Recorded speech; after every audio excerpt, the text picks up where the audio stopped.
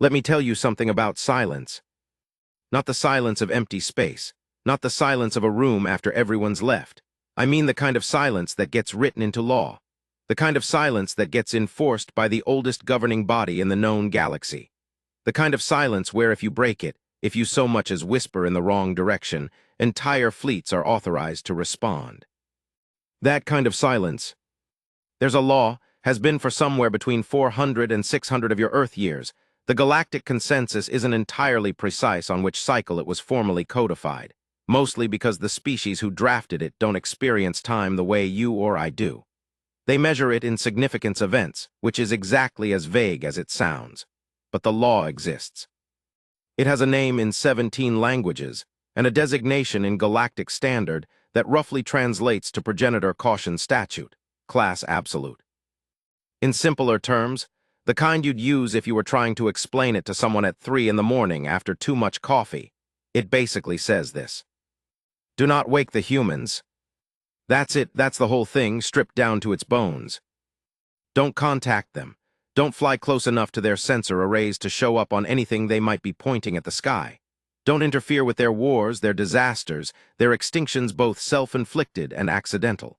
Don't respond when they broadcast into space. Don't acknowledge the math they embed in radio waves.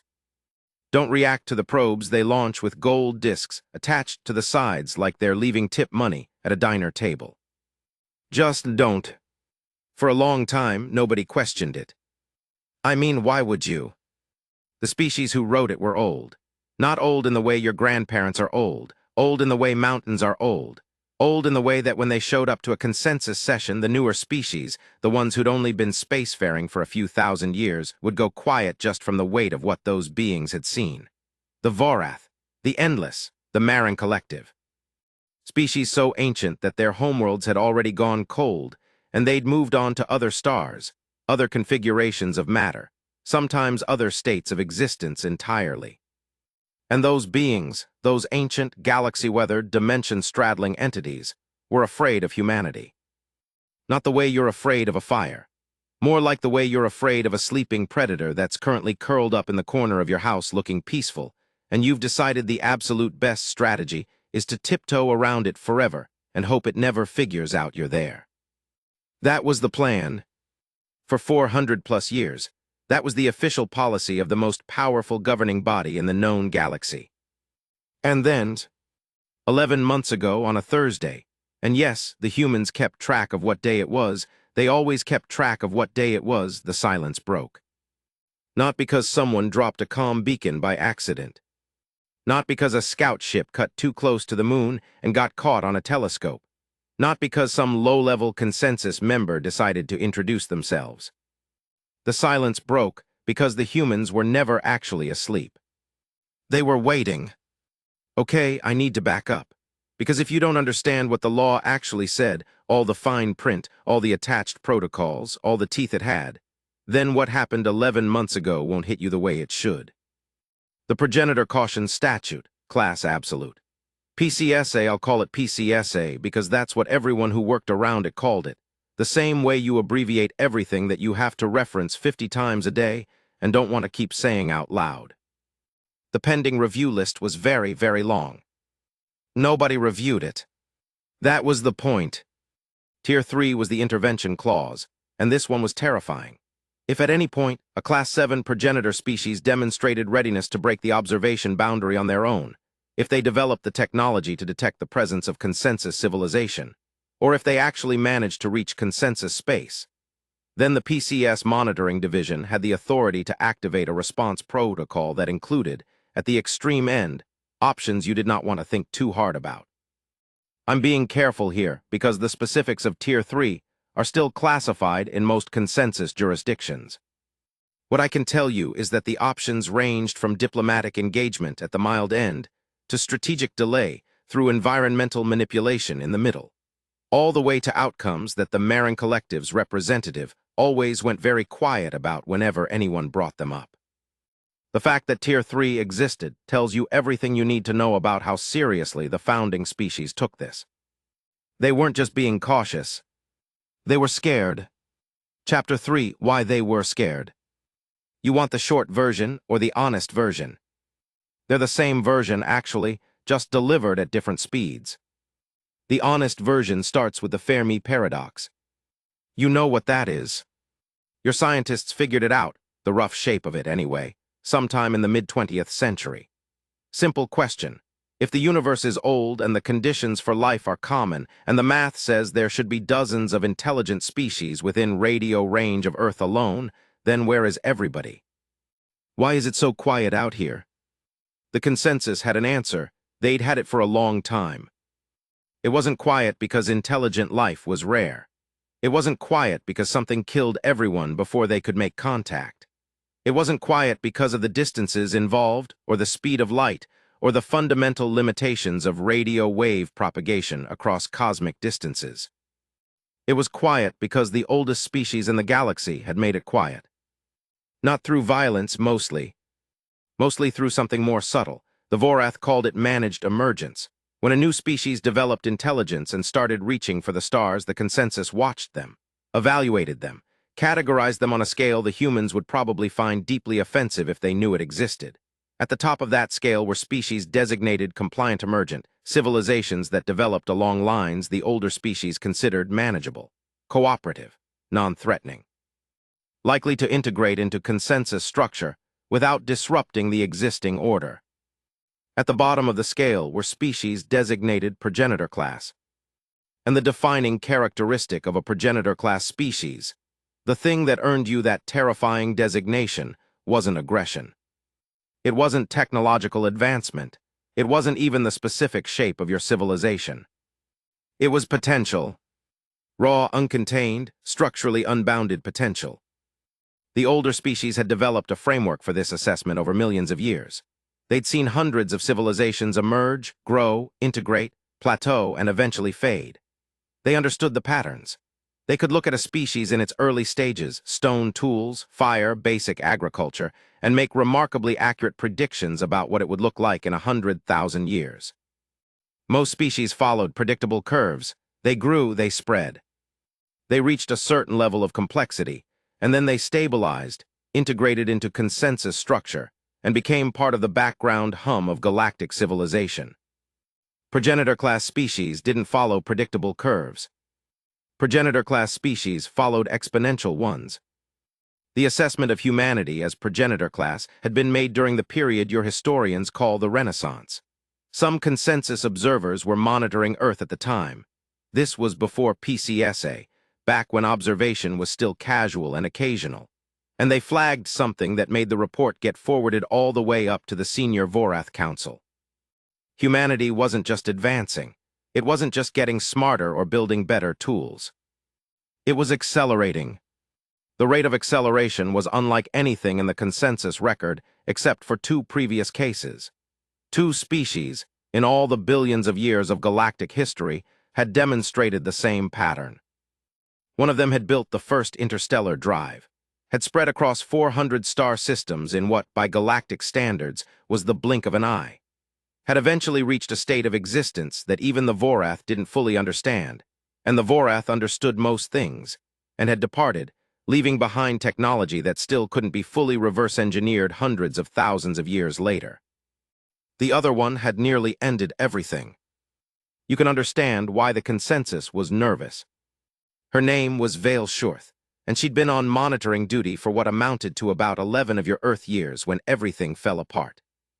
I should say she wasn't human, obviously. She was Thessani, which meant she had 4 arms, a cranial structure that would look deeply wrong to human eyes, and a biochemistry built around a methane-rich atmosphere.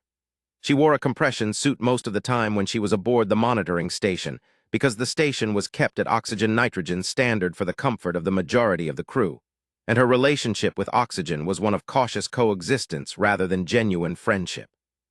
She was also one of the best analysts the PCS monitoring division had, which was why she'd ended up stationed at Outpost Perihelion 9. Perihelion 9 was the primary Sol system observation installation. It sat at the edge of the observation boundary, past Pluto's orbit, far enough from the inner system that even humanity's best long-range telescopes, the ones pointed at specific stars and not at their own neighborhood, wouldn't catch a glimpse of it. It was small by consensus standards, a crew of 37. a set of observation arrays that could track everything from quantum fluctuations to individual radio transmissions. A communication relay connected to the nearest consensus hub, which was about 6 light hours away. For 11 years, Vale Shurth had done her job well. She monitored the broadcasts. She filed the suppression orders. She tracked the sensor readings from the inner system and logged them in formats that would eventually be reviewed by people who never quite got around to reviewing them. She noted, in reports that went largely unread, that humanity's technological development was continuing to accelerate. That the rate of advancement in certain specific areas, propulsion, sensor technology, computation, was beginning to exceed the projection curves that had been generated when PCSA was first codified. She filed those reports, she followed procedure, she did everything right. And then, on what humanity would have called a Thursday in late autumn, Perihelion 9 picked up something new. Not a radio broadcast, not a probe. Not the faint electromagnetic signature of a civilization going about its business. A gravity wave. Specifically, a carefully modulated gravity wave produced by a source in the inner Sol system, pulsing at a frequency that anyone with basic consensus physics education would immediately recognize as artificial. Not natural, not random. Coded. Vale Shurth stared at the readout for a long time. The station's chief officer, a Marendi named Kuvek Prawl, was at her shoulder within seconds. He'd felt the alert through the station's neural mesh before she'd even had time to vocalize her surprise. "Tell me that's a false reading," he said. Vale Shurth ran the verification sequence. The verification sequence confirmed the reading. She ran it again. "It's not a false reading," she said. Kuvik Prawl was quiet for a moment that felt much longer than it was. Then, source location. Vale Shurth pulled up the triangulation, let the display resolve, looked at it. "Inner system," she said. "Sol's third planet." Another silence. "Is it?" said Kuvik Prawl carefully, "directed at us?" Vale Shurth checked the beam geometry, checked the bearing, traced the direction the modulated gravity wave was pointed. It was pointed with extraordinary precision, directly at Perihelion 9. "Yes," she said.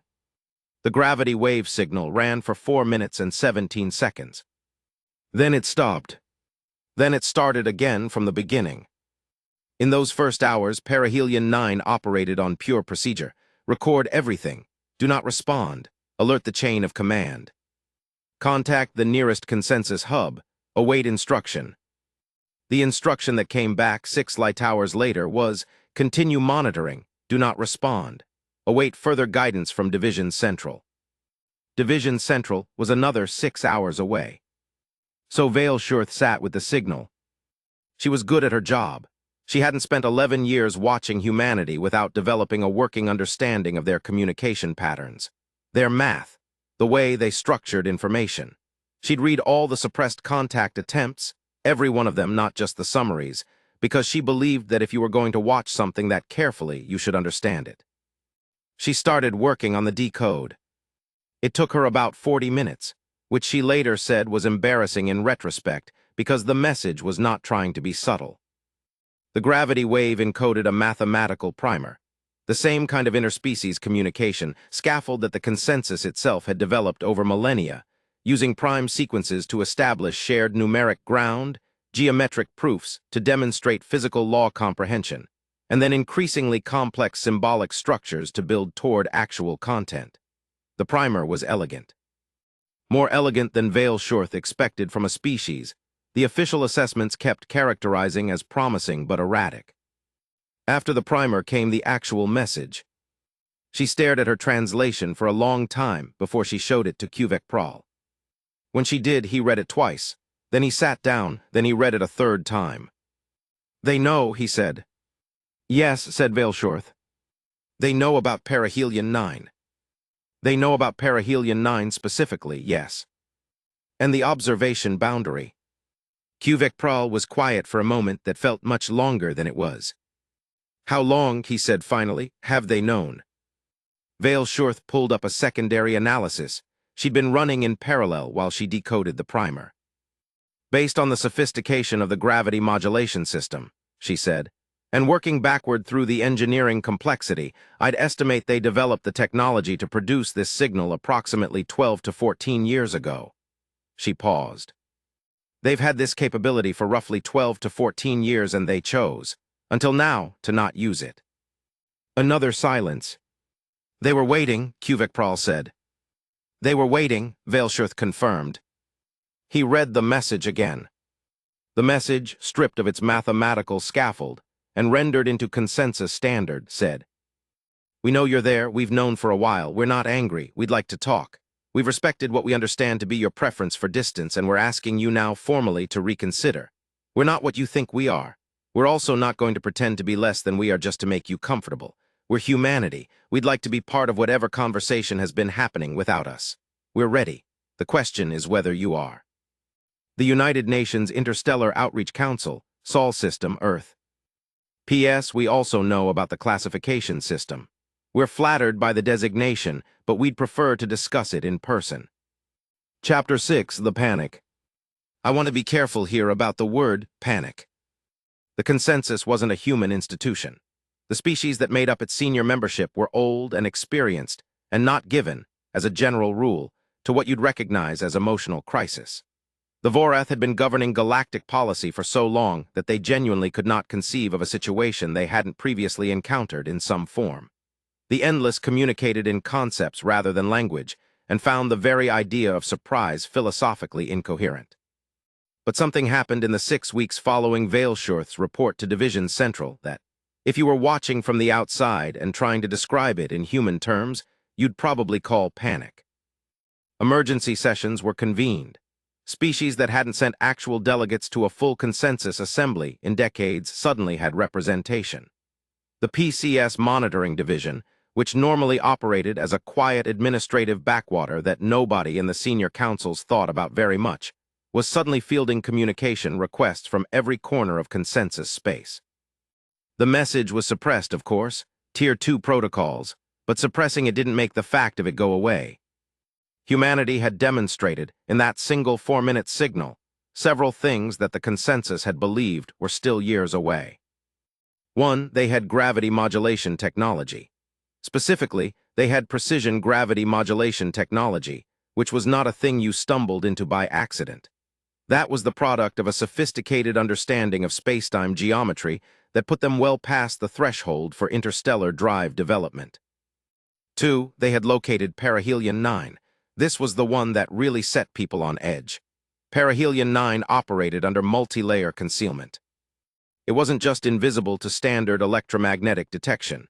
It was designed to fool quantum resonance scans, gravitational mapping, and half a dozen other detection methodologies that humanity wasn't supposed to have yet. For them to know exactly where to point their signal, they had to have independently developed detection capabilities that rivaled consensus monitoring technology. That shouldn't have been possible. 3, they knew about PCSA, not just that they were being watched, which might have been guessable. They knew the specific designation. They knew the classification system. They knew they'd been designated Class 7 progenitor. They referenced the existence of a law that had never been shared with them. Where had they gotten that information? That question opened a whole different kind of emergency session, because if humanity had found the law, then either they'd hacked a consensus relay at some point, which would be deeply impressive and deeply alarming, or someone had told them. And if someone had told them, then PCSA had been compromised from the inside. Neither option was a comfortable one. The senior council convened in a virtual session that spanned 11 star systems. The Vorath's representative, they always sent exactly one, and it was always the same one, a being so old it didn't bother with physical form during sessions and manifested simply as a pattern of focused attention in the shared space, opened with the question that everyone was already thinking about. Can we enforce Tier 3? Silence. Not the comfortable silence of agreement. The uncomfortable silence of a room full of people who'd been hoping nobody would say that out loud. Define enforce, said the Marin Collective speaker. The Marin were the ones who drafted the language of Tier 3, which meant they were also the ones who best understood what enforcing it actually entailed. Their tone, when they said enforce, had something in it that wasn't quite reluctance but wasn't quite enthusiasm either. They've indicated awareness, said the Vorath's representative. That is the threshold condition for Tier 3 consideration. They've indicated awareness and they've indicated a desire to talk, said the Thessani delegation's representative, not Veilshurth, who was still at Perihelion 9, but her department head, a senior official named Prethvalos who'd made the trip to the virtual session from the Thessani homeworld. There's a meaningful difference. Is there? The Tier 3 conditions were written around the assumption of a hostile emergence, Prethvalos said. The documents specifically reference a scenario in which a progenitor-class species makes contact through means indicating territorial expansion or direct threat. This contact, she pulled up the message text, displayed it in the shared session space. This doesn't read as hostile. They said they're not angry, said the Marendi representative, a species relatively new to the consensus who'd been listening very carefully and saying very little.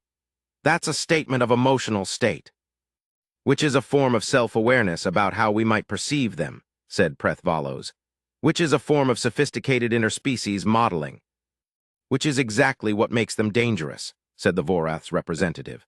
The pattern of attention that represented the Vorath settled in a way that everyone in the session recognized as finality. This is precisely why PCSA exists. They are not hostile now. The historical pattern of progenitor-class civilizations is that hostility is not their initial mode. Their initial mode is curiosity. Cooperation even, and then as their capabilities increase. We don't know that's the pattern, said Prethvalos. We know it from 2 prior examples. One prior example. The second progenitor-class case never reached this stage. We have one data point, and it was a unique civilization with specific characteristics that may not apply to. The mathematical signatures are identical. The argument went in circles for most of the session. This was not unusual for consensus deliberations, which were not known for their decisive efficiency. The galaxy's oldest governing body had developed a culture of exhaustive debate over millions of years, and while this generally produced good outcomes, it was not designed for situations where speed was relevant. The question of what to do about humanity was not resolved in that session. It was not resolved in the next one either, or the 3 after that. What was resolved, eventually, after about 6 weeks of emergency sessions, was this: a committee would be formed. The committee would study the message and the circumstances of its transmission. The committee would prepare a recommendation. The committee would present that recommendation to the full senior council for ratification. This was, in the context of consensus governance, about as fast as things moved. Her name was Dr. Miriam Okonkwo Solis, and she was 43 years old and had been working toward this moment for the entirety of her adult life. She was the director of the United Nations Interstellar Outreach Council, which was a title that, for the first 38 years the council existed, was basically ceremonial. The Outreach Council had been founded in the early 21st century as a gesture toward taking the search for extraterrestrial intelligence seriously at an institutional level. It had a modest budget, a rotating staff of scientists and linguists and mathematicians, and an office in Geneva that most people at the UN building didn't know existed. For decades, it did important work quietly. It developed communication frameworks. It refined the mathematical primers that would, theoretically, let humanity introduce itself to a completely alien mind. It maintained and expanded the transmission programs, the ones the consensus had been quietly suppressing. It cataloged every anomalous signal, every strange reading, everything in the data that didn't quite fit. And about 35 years before the Thursday in question, it found something. Not a signal exactly, more like an absence. See, when you're broadcasting into space, and you're also running high-sensitivity receivers listening for responses, you build up a picture over time of what the electromagnetic environment around your solar system looks like. The noise floor, the background, the constant hiss and crackle of the universe going about its business. And if you're paying close enough attention, if you have good enough equipment and careful enough analysts, you can notice when something in that environment changes.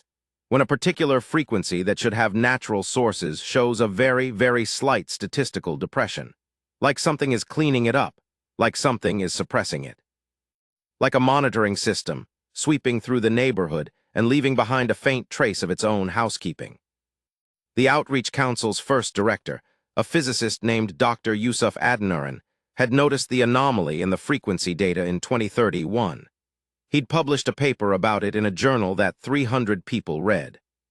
The paper suggested, carefully and with enormous academic restraint, that the statistical anomaly in certain frequency ranges around the Sol system was potentially consistent with the presence of an artificial signal management system of extraterrestrial origin. The paper was mostly ignored, but the Outreach Council kept watching. The anomaly got easier to detect as the equipment got better. By the 2040s, it was unambiguous to anyone who looked directly at it, which was still not very many people. By the 2050s, the Council had a fairly clear picture of what they were looking at, not just one monitoring system, but a network of them, spread across the outer system, running on principles that Earth physics couldn't entirely account for, doing something that was very clearly not natural. Someone was watching. The Council spent 20 years figuring out how they felt about that. Then they spent another 10 figuring out what to do about it. And then Dr. Miriam Okonkwo Solis became director and made the decision that put everything in motion. Chapter 9, Miriam. She was born in Lagos, raised partly in Geneva, educated in Sao Paulo and Tokyo and Edinburgh. She had 3 degrees that were directly relevant to her work and 2 others that she'd pursued out of pure curiosity, one in cognitive anthropology, one in the history of law. She spoke 6 languages and could navigate functional conversations in 2 more.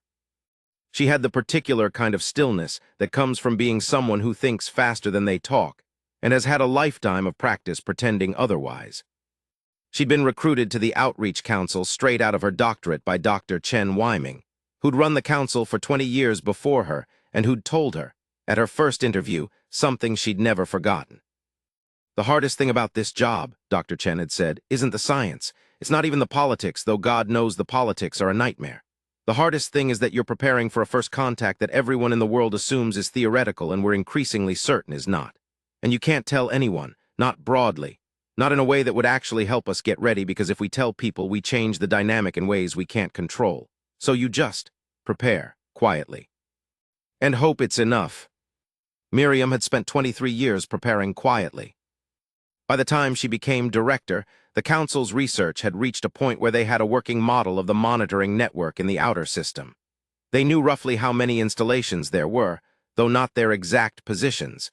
The suppression technology was good enough that pinpointing was difficult. They knew the general signatures of the technology involved. They'd reverse-engineered enough of the physics to develop their own gravity modulation system, which had taken the better part of 15 years, and the collaboration of 17 physicists from 8 countries who all thought they were working on theoretical spacetime geometry problems and didn't know they were part of a single coordinated project. The gravity modulator had come online in 2074. Miriam had been deputy director then. She remembered the moment the first test pulse came back clean, the exact feeling of it, the way the air in the lab tasted like recycled oxygen and old coffee, and the collective held breath of about 30 people who suddenly understood that the world had quietly changed. Then they'd spent 3 more years refining it, making sure the message was right, making sure the mathematics was correct, making sure the beacon geometry was precise enough to hit the installation they'd identified as the primary observation post. Then they'd spent another 2 years not sending it, because Miriam wanted to be sure. Not sure the technology would work, she was sure of that. Sure that sending it was right. Sure that humanity was ready for whatever came next.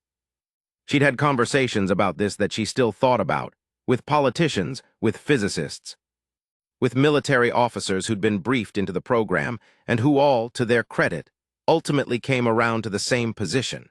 If you're going to announce yourself to the galaxy, you do it on your terms, from a position of knowledge, not as a discovery that happens to you while you're not paying attention. Because here was the thing that Miriam had been sitting with for years. They weren't being ignored. They weren't being passed over because they were uninteresting or unworthy of contact. They were being actively kept out. There was a law. There was an enforcement mechanism. There were beings out there who had decided without asking that humanity wasn't ready. And Miriam had spent 23 years getting angrier about that at a very slow, very controlled, very methodical pace.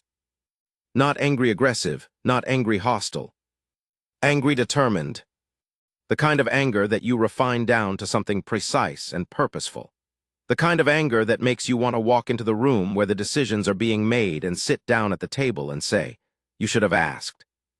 Chapter 10, What They Knew About the Law.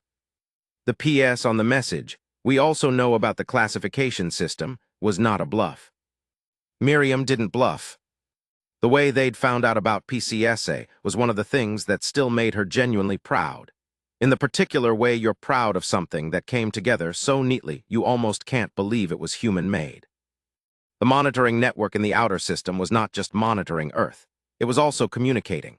The installations, and there were more of them than they'd initially estimated, maybe 40 or 50 small installations distributed across the outer solar system and the near-interstellar medium, were relaying information to somewhere.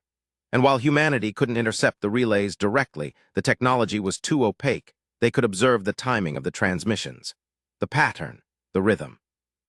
And when you have 40 years of timing data on a communication network, you can start to make inferences about the structure of the information it's carrying. Not the content, but the shape of it, the bureaucratic signature.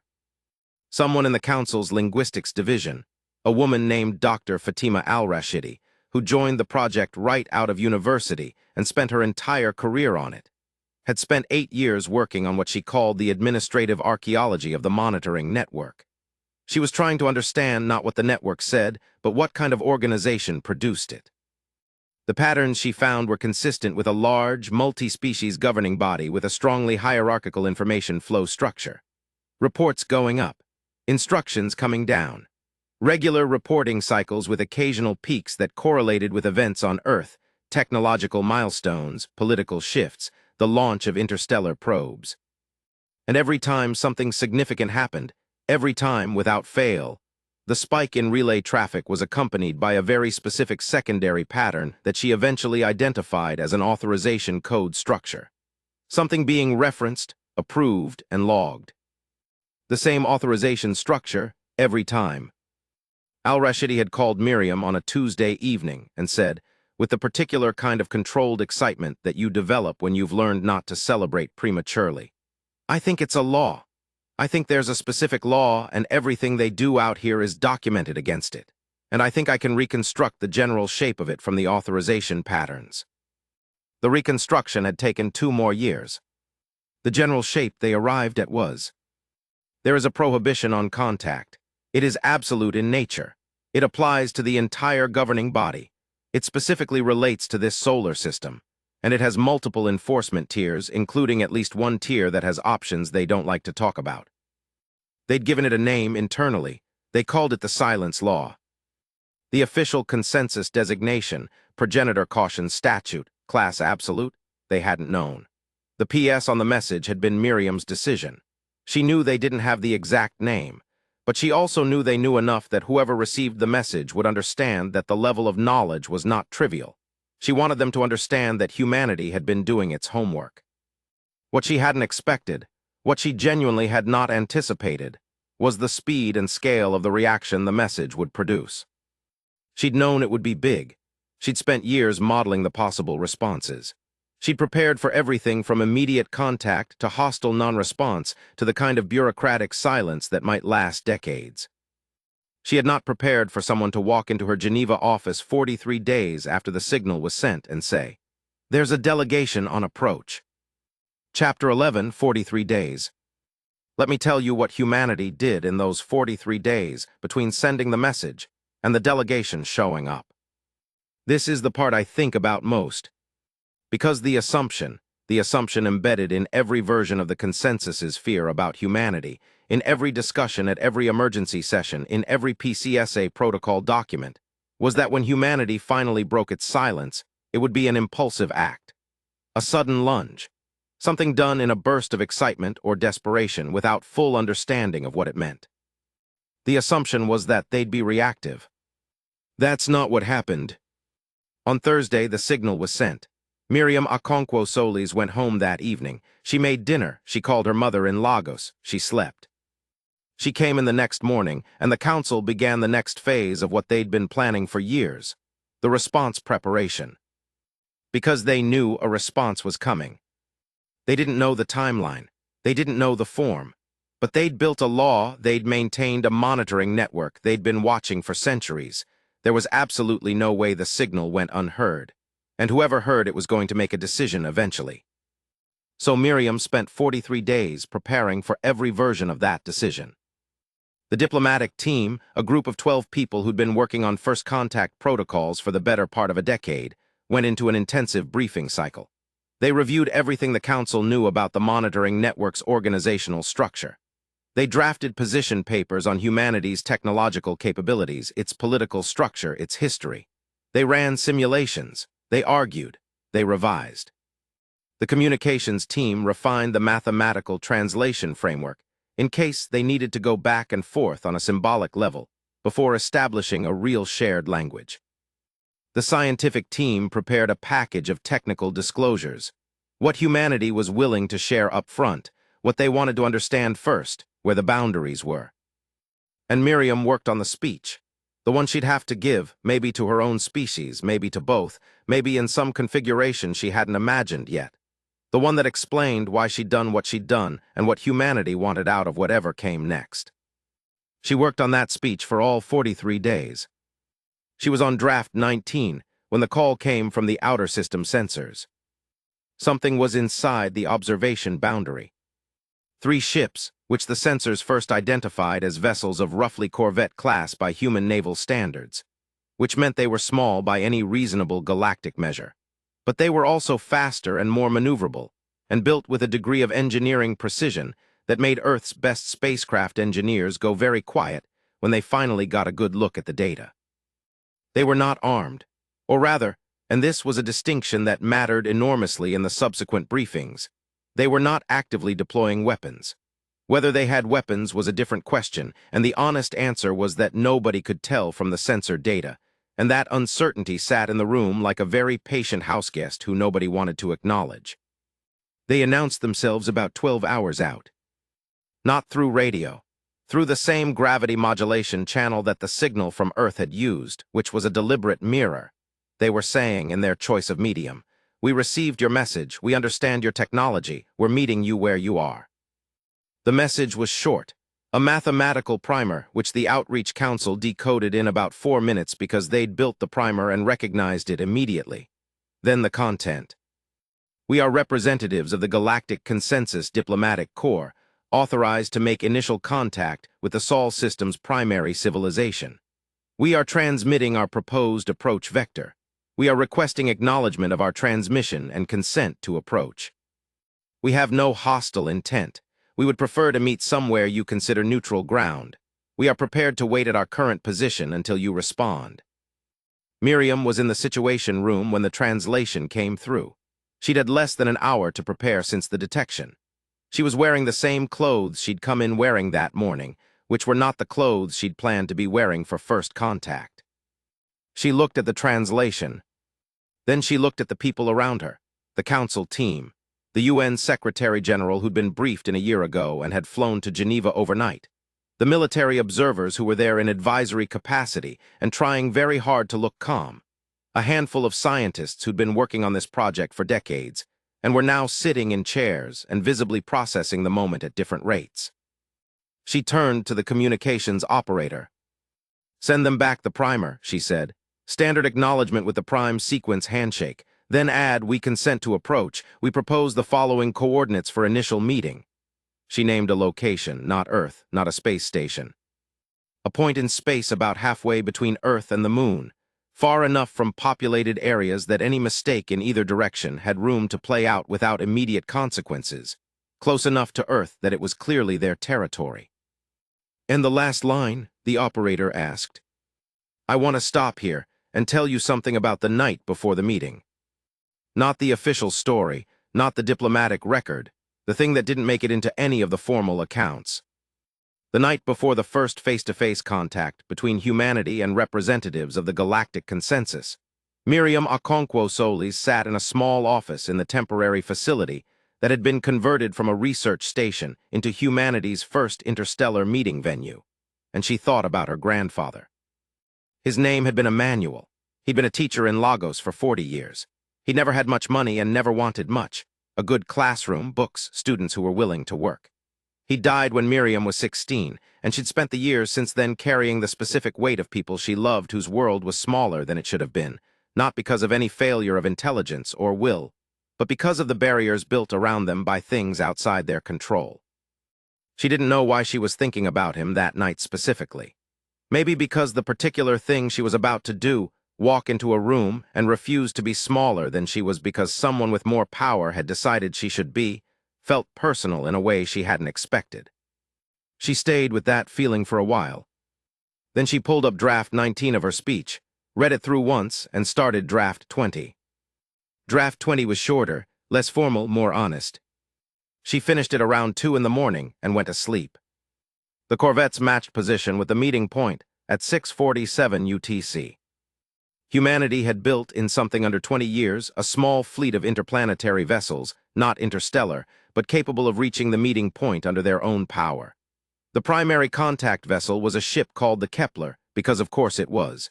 Humanity named things after scientists. It was a habit. The Kepler carried 30 people.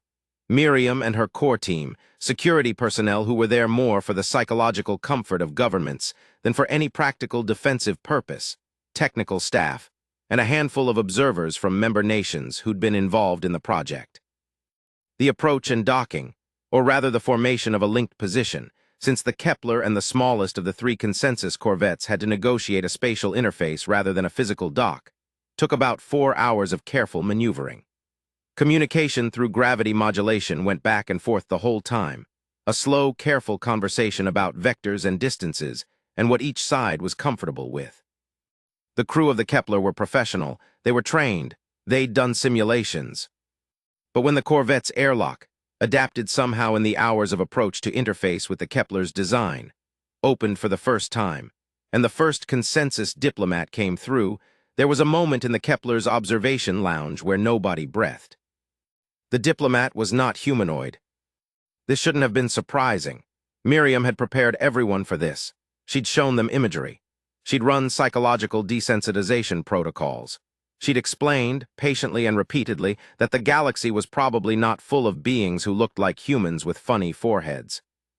And yet, there was still a moment. The diplomat and Ethari, as it turned out, a species known in consensus circles for their diplomatic patience and their ability to operate in a wider range of atmospheric conditions than most, moved with a kind of unhurried deliberateness that later several of the crew would describe as reassuring. Not threatening, not alien in the way that triggered primal instinct, just different, entirely, comfortably, confidently different. It paused at the threshold of the lounge, looked around, and then it spoke, not in any language humanity had heard before, but through a translation device that rendered the words into heavily accented but functional English, which meant somewhere in the past 43 days, the consensus had built a translation system for English, which was a significant data point in itself. "You are smaller than we expected," it said. There was a pause, and then Commander Ray Nakamura, who was the Kepler's captain and who had a reputation for being utterly unflappable in any operational context, said, "We hear that a lot."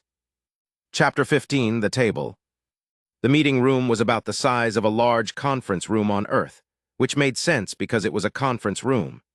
Humanity had built it aboard the Kepler as a contact space, carefully designed with input from xenopsychology consultants and the Council's best guesses about what a neutral, non-threatening space should feel like. They'd gone with a round table, no corners, no clear head, nothing that implied hierarchy built into the geometry. The Ethari diplomat, whose name, through translation, came out roughly as something the humans started writing as Evith, a syllabic approximation that she apparently found acceptable, brought 2 others. A Thessani, which meant that species was officially represented for the first time in a formal contact context. And a being from a species that the translation device identified simply as consensus archivist, whose role seemed to be documentation, and whose physical form was the most difficult for the human observers to look at directly, not because it was frightening, but because it had the unsettling quality of seeming to occupy space in a way that wasn't quite consistent.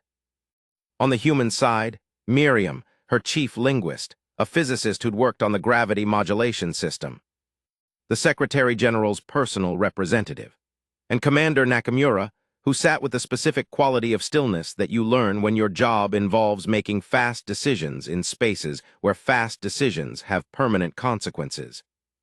They sat. Edith looked at the table, then at Miriam. "You built this room," it said. "We did," said Miriam. Round table, no positional hierarchy implied. "We thought it was appropriate." Edith was quiet for a moment. Then something happened that the human observers all noticed and all described slightly differently afterward. Its posture shifted slightly.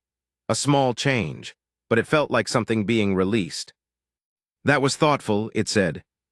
"We've had a long time to think about it," said Miriam. Chapter 16, The First Hours. The first hours were careful.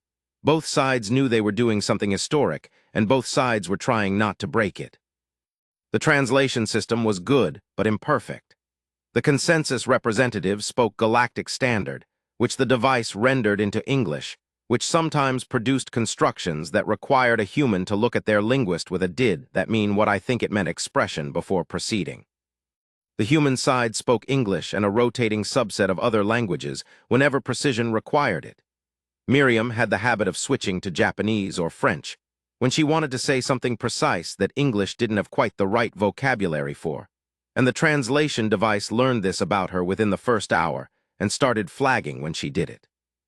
The archivist documented everything and said nothing unless directly asked, which was apparently its role and apparently customary, but the silence of it was something the human observers had to consciously not fixate on.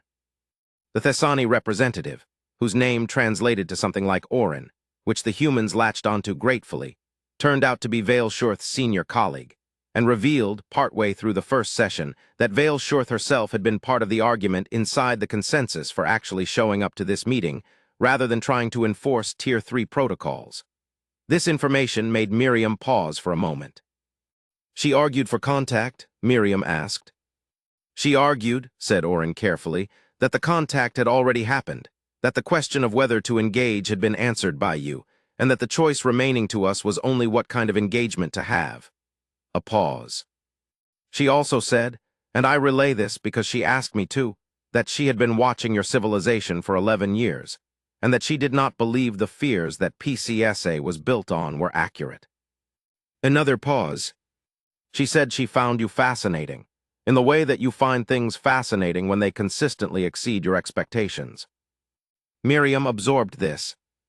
"Tell her," she said finally, "that the feeling is mutual, and that we'd like to speak with her directly if that becomes possible." It came up in the third session, the second day of meetings. "We want to talk about PCSA," Miriam said. She'd been waiting for the right moment. Not the first session. They'd needed to establish basic trust first, get past the awkwardness of first contact and into something that felt more like conversation. But by the second day, the translation system had gotten significantly better. The archivist had apparently been running a real-time optimization in the background, and the human's linguist had spent the previous night feeding it calibration data, and both sides were moving faster. Edith was quiet for a moment. "We expected this topic," she said. "Of course you did," said Miriam. "It's the obvious topic. You have a law that specifically relates to us. You've been enforcing it for 400 years. We'd like to understand it. Understanding it may be difficult to accomplish in one conversation." "We're not in a hurry," said Miriam. "We've waited this long." Edith looked at her. The Athari's visual apparatus worked differently from human eyes. They saw in a broader spectral range, and the way they focused on something produced a quality of attention that humans tended to find slightly intense. But even accounting for that, there was something in Edith's look at that moment that the human observers described, independently and uniformly, as evaluation. "The law was written," said Edith, "out of an abundance of caution, out of respect for patterns of historical precedent that the founding species of the consensus had encountered." "We know that," said Miriam. "We know about the 2 prior progenitor class cases. We know one of them worked out and one of them didn't. We know your pattern matching us to both of them, and you're not comfortable with the result." A longer silence. "How much," said Edith carefully, "do you know?" "Enough," said Miriam. "Enough to know that the category was applied to us without our knowledge or consent, based on an assessment of our potential rather than our actual behavior. Enough to know that the prohibition was maintained even as your own monitoring data accumulated evidence that your fears were not playing out. Enough to know that when we reached out, 70-plus years of our contact attempts had been suppressed without response. She leaned forward slightly. We want to understand the law, and we want to have a conversation about whether it should continue to exist. Chapter 18, What HFY said. May I ask you something? Edith said. Yes, said Miriam. Your message, the original signal, the postscript, you referenced knowing about the classification system. Were you angry? Miriam considered the question. I was, she said. I am actually. Not here, not at this table, because the work of being here requires me to be something more useful than angry. But in general, in the abstract, yes. I think what was done was wrong, not the caution necessarily. I can understand caution. I can understand that the history of the galaxy involves things that scare even very old and very powerful beings.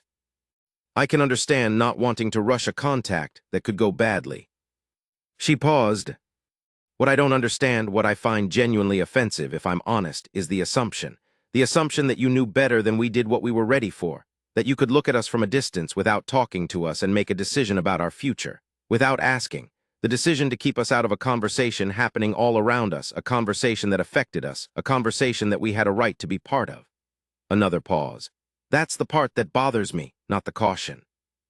The presumption. Edith was still for a long time. I hear that, she said finally. Not I understand, not that's reasonable, just I hear that. It was on the third day, in a session that ran much longer than scheduled and ended with both sides agreeing to recess and continue the following morning, that Edith said something nobody had been expecting. There is something you should know, she said, about the law, about why it was written the way it was, a piece of context that the formal documents don't include. The room was very quiet. The first progenitor-class civilization, Edith said. The one that built the first interstellar drive and spread across 400 star systems and eventually departed to whatever comes after. You know about them. You have inferred their existence at minimum. Yes, said Miriam. They left records, not complete ones, but enough, and the records include a warning. Edith paused. The warning was directed at whoever came after them, at whoever found themselves in the position of watching the next progenitor-class civilization emerge. What did the warning say? Miriam's physicist asked. Another pause. The archivist, who hadn't spoken in 3 days, made a sound that the translation device rendered as verification granted, then went back to silence. The warning said, Edith said slowly, that the greatest mistake you can make with a civilization of this type is to try to contain it. That the energy required for containment, the resources, the psychological weight, the accumulated distortion of relationships and information and truth, costs more than it prevents. That the correct response to a progenitor-class emergence is not caution or distance or law. She paused again. The warning said the correct response is conversation. That the defining characteristic of a progenitor-class civilization is that it can only be understood through direct engagement. And that the irony of PCSA, which the founding species who wrote it did not see, but which the records suggest the previous progenitor-class beings understood perfectly well, is that keeping you at a distance didn't keep you safe.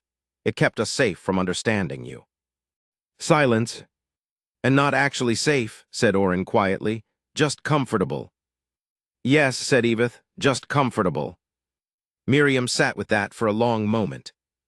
You have the records, she said, the actual records. Left by the first civilization.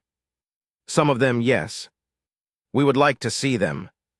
Edith made a gesture that took the translation system a moment to categorize, and then it said, This is a gesture indicating complicated agreement. The agreement is genuine, but the path is not straightforward. 6 weeks after the initial contact session, the galactic consensus held a full council vote. The vote was on the status of PCSA. Not whether to repeal it entirely. That was several political battles down the road. The vote was specifically on the question of whether the active suppression clause, Tier 2, could be suspended indefinitely for the Sol system.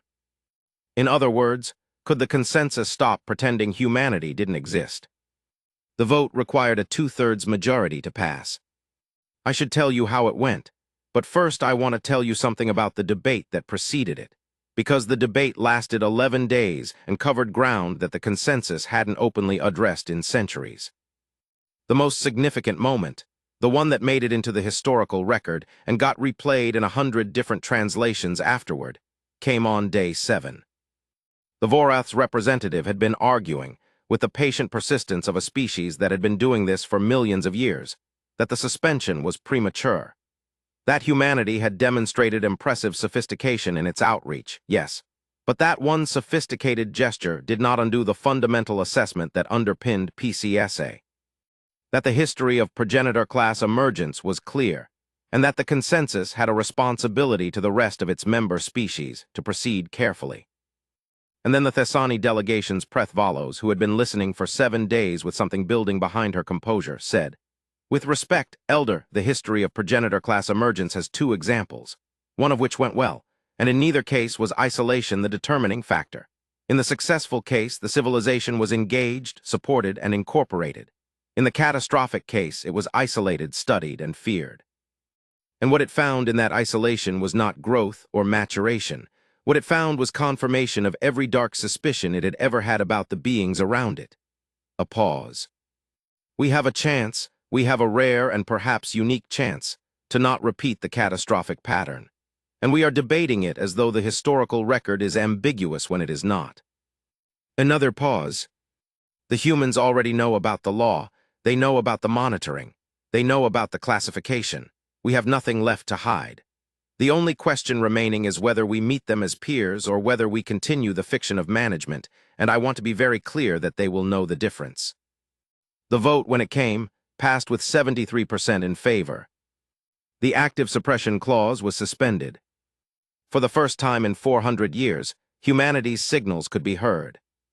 The formal notification of the vote came to the Outreach Council through EVITH, delivered via gravity modulation relay in the coded format that had by now become a shared language between the 2 sides. Miriam read the notification in her office in Geneva. She read it twice.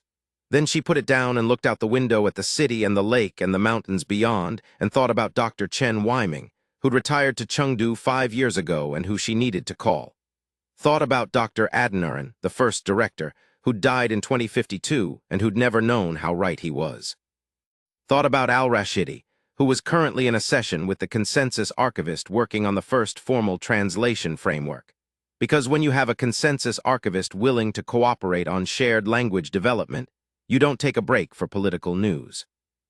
She thought about her grandfather. Then she called her mother in Lagos, because some moments you need to hear a familiar voice in a specific language, and her mother's voice and her mother's language were the most familiar things she knew. "Mama," she said, "I want to tell you something." Her mother listened. When Miriam finished explaining the short version, the version that left out most of the classified details and hit the emotional shape of it, her mother was quiet for a moment. Then she said in Yoruba, "Your grandfather would have wanted to know this." "I know," said Miriam. "He always said the world was bigger than they told us." "He was right." A pause. "So what happens now?" her mother asked. Miriam looked out the window again. 7 months into the new era, which is what the consensus quietly started calling it, though they hadn't settled on a formal name, Miriam finally got her wish. She traveled to Perihelion 9. This was itself remarkable. The installation that had watched humanity for decades, the outpost that had first detected the signal and first understood what it meant, was now operating as a joint facility. Consensus staff and a small human contingent working alongside each other, learning how to do that, learning what alongside actually looked like when the alongside involved species that processed time differently and communicated in partially incompatible frameworks, and had to work through translation systems that were getting better every week, but were still, fundamentally, approximations. Vale Shurth was still there. She'd been offered reassignment twice, once to a senior analytical posting at the nearest consensus hub, once to the new joint contact team that was being organized to facilitate ongoing human consensus exchange. She'd turned both down. She said, when asked why, that she'd spent 11 years watching this particular moment approach, and she wanted to be present for what came after. The meeting between her and Miriam was not formal. There was no protocol for it, which was itself unusual. It happened in a small observation lounge on the installation's outer ring, where the windows gave a clear view of the star field, and Sol, Earth's sun, was a point of light about twice as bright as everything around it. Vale Shorth was in her compression suit. Miriam was in standard clothing, because the lounge was kept at oxygen-nitrogen standard for the human staff. They sat in adjacent chairs and they looked at the star. "You've been watching us for 11 years, Miriam said. "I have," said Vale Shorth. Her voice, through the translation interface she wore, was slightly mechanical but clear. "What did you think?" A pause. "I thought you were extraordinary," Vale Shorth said. "I filed reports that tried to convey this. They were not received the way I hoped." "What did you put in the reports?" "That your technological development was accelerating beyond the projection curves. That your political complexity was not a sign of instability, but of a kind of dynamic tension that produced innovation under pressure. That your cultural output," a pause, "that you made things that served no survival purpose, art and music and stories, vast quantities of them, spending resources on beauty for its own sake. I found that very significant." Miriam looked at the star. "Why?" "Because in the 2 prior progenitor-class cases," said Vale Shorth, "one of them did this and one of them did not.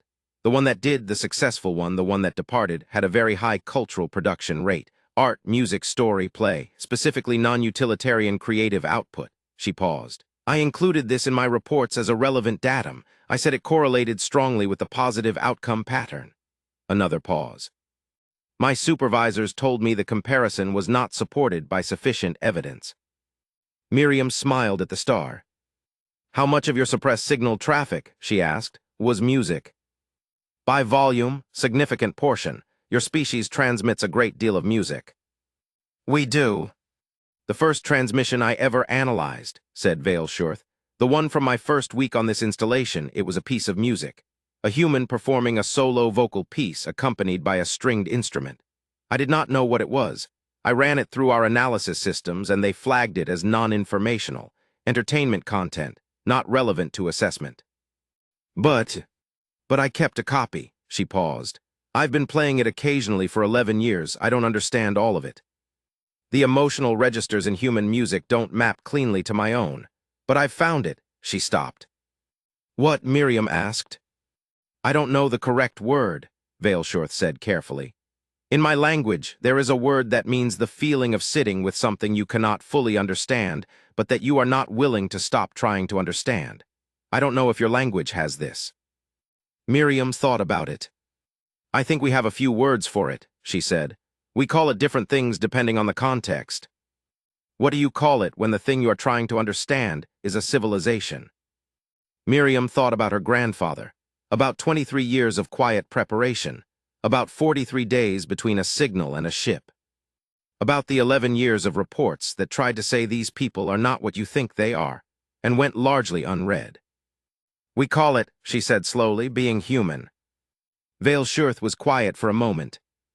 Then she did something that the translation interface flagged as requiring context to interpret, which was a Thessani gesture that loosely corresponded to deep acknowledgement, the kind given between equals. "Tell me," she said, "about the music." And Miriam did. Chapter 23, The Records. Access to the records of the first civilization, the progenitor-class beings who'd left their warning and departed, came 4 months later. It didn't come through official channels. It came through the archivist, who had by that point been working alongside Al-Rashidi and the Council's translation team for long enough that something had shifted in the dynamic between them. Not friendship exactly. Something stranger and more interesting than friendship. A kind of professional intimacy, the bond of people who are working on something that matters together, across a gap of difference that is both enormous and entirely navigable. The archivist brought the files to Al-Rashidi directly, outside of a scheduled session. "These are not complete," it said. "Many sections are damaged or encoded in formats we have not fully resolved, but what is here is significant." Al-Rashidi spent 3 weeks with the files before she briefed Miriam. The briefing took 4 hours. At the end of it, Miriam sat quietly for a while. "So they knew," she said. "The first civilization, they saw themselves in us." "The records suggest they monitored Earth in their era," said Al-Rashidi. "Much earlier, Pre-civilization by our timeline. The notes they left include observations of early hominid behavior that are their extraordinary Miriam. They describe early human ancestors in terms that suggest they recognize something they hadn't expected to find, a pattern they'd seen before, in themselves. And they left the warning for whoever found the next one. They addressed it specifically to the Vorath, who were already old then. They said, "When you find the next one, remember what we told you about distance. The thing you are most afraid of is the thing you are most wrong about." Miriam closed her eyes. The Vorath had this the whole time. For thousands of years, al-Rashidi said carefully. They had this specific warning from the most advanced civilization in the history of the galaxy, telling them exactly what not to do, and they drafted PCSA anyway. A long pause. "Fear makes people do things that directly contradict what they know," said Miriam. "Even ancient beings.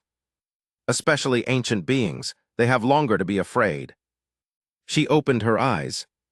"We need to share this with Eveth." "I thought you'd say that." "The consensus needs to see these records, not because they'll change everything overnight, but because they need to understand what they've been sitting on.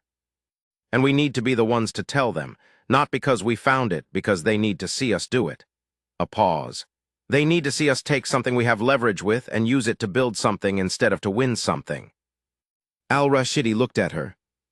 "Is that us being principled or strategic?" Miriam almost smiled. The conversation with the Vorath's representative happened in a session that was, by all external measures, unremarkable. No special venue, no unusual attendees. Miriam and two colleagues on one side, the Vorath's representative on the other, and the Vorath's representative, as always, did not have a physical form to bring to a room. They existed in the session space as a quality of attention. Miriam had prepared for this conversation more carefully than for any other. She brought the records. Al-Rashidi's team had prepared the relevant sections in formats accessible to consensus standard translation systems. The original documents from the first civilization, the warning they'd left, the specific address to the Vorath. The Vorath's representative was very still, which was a difficult thing to parse in a being without a body, but somehow communicated itself anyway. "You have these," the Vorath said. "The archivist made them available," said Miriam. "We've reviewed them. We thought you should see what we found." A long pause. "You are aware," the Vorath said, "that this changes the political geometry of several ongoing negotiations." "I'm aware that there are members of the senior council who would prefer this information remained restricted." "I'm aware of that too. You brought it to us anyway." "Yes," said Miriam, "because they were right, weren't they, the first civilization? They told you what to do. They told you the caution was wrong, and I need to know if you always knew that, or if you genuinely believed PCSA was the correct response." The quality of attention that was the Vorath settled differently. "We believed it," it said finally. "We told ourselves we believed it, but beliefs held for a long time become structures. And it is very difficult to examine a structure that holds up the ceiling you live under." Miriam absorbed this. "I understand that," she said. "I think everyone does." "You are not as angry as I expected," the Vorath said. "I'm very angry," said Miriam. "I'm just good at it." A pause that might have been something like appreciation. "What do you want?" the Vorath said, "in exchange for handling this the way you have handled it?" "Nothing," said Miriam. Silence. "I want to be clear," she said.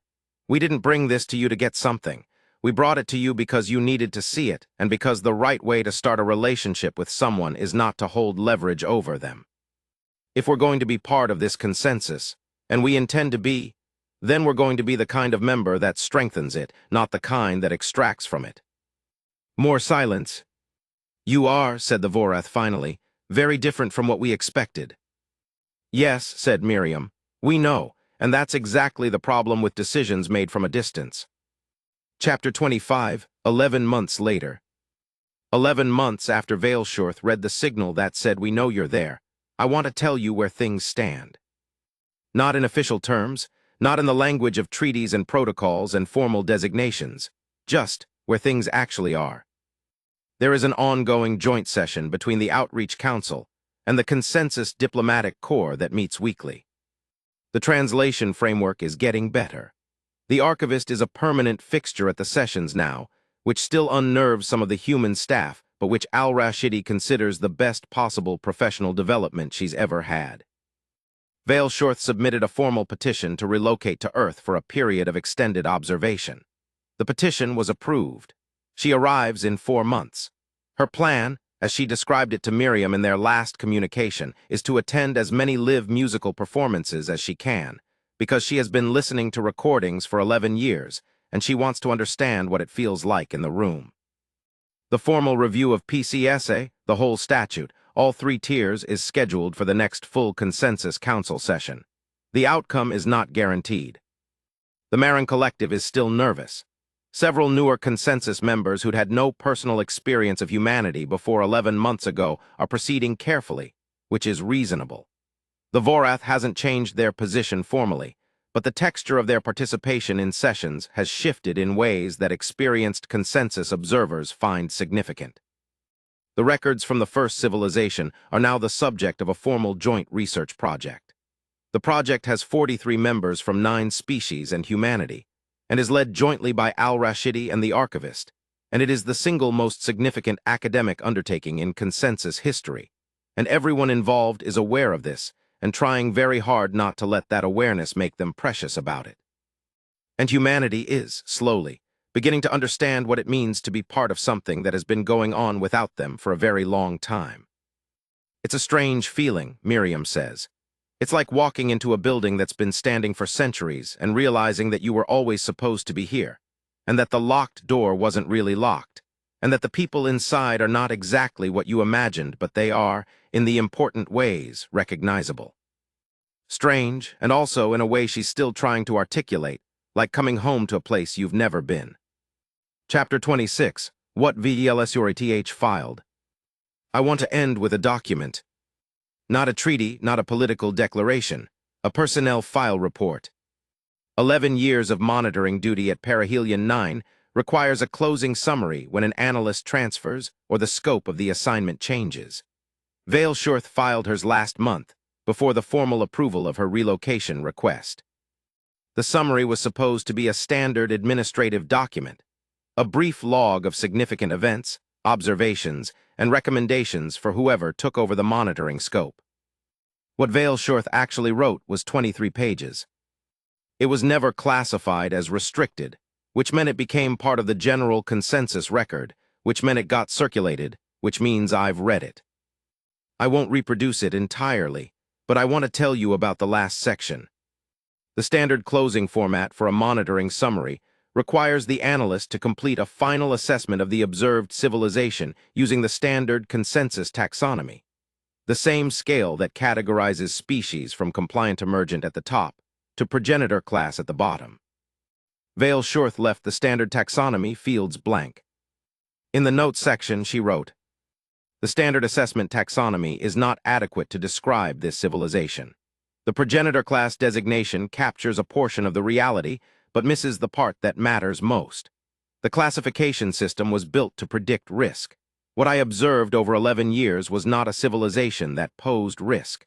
What I observed was a civilization that was consistently underestimated. They built the gravity modulator and waited 12 years to use it. They found PCSA through archival analysis and kept quiet about it for long enough to understand it before they brought it to the table.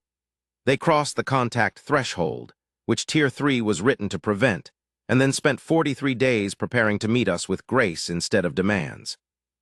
The assessment of humanity as dangerous rests on pattern matching to prior cases and on the assumption that potential equals threat. In 11 years of direct observation, I found no evidence for this equation and considerable evidence against it. What I found, instead, is a species with an extraordinary capacity for a specific thing that our taxonomy has no category for. I have been trying to find the right word in consensus standard, and I cannot.